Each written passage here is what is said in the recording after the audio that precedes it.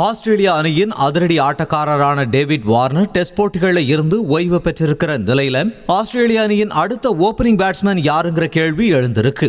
இந்த நிலையில ஆஸ்திரேலிய வீரர் ஸ்டீவ் ஸ்மித் நான் ஓபனிங் பேட்ஸ்மேனா களமிறங்கி வார்னரோட இடத்தை நிரப்ப தயார்னு தனது விருப்பத்தை தெரிவிச்சிருக்காரு.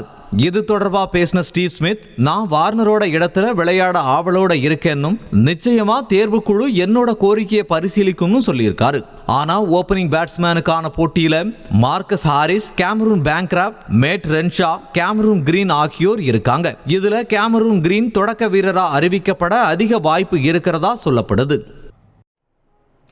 பீகாரை சேர்ந்த வைபவ் சூரியவன்ஷி 12 வயசுலேயே ரஞ்சி கோப்பை தொடரில் அறிமுகமாயிருக்காரு. ரஞ்சி கோப்பையில பீகார் அணியும் மும்பை அணியும் மோதின ஆட்டத்தில் வைபவ் சூரியவன்ஷி அறிமுகமாயிருக்காரு.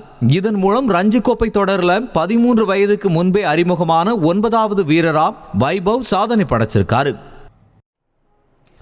T20 உலக கோப்பையில ரோஹித் மற்றும் கோலி விளையாடணும்னு சொல்லியிருக்காரு இந்திய அணியின் முன்னாள் வீரர் இர்ஃபான் பதான்.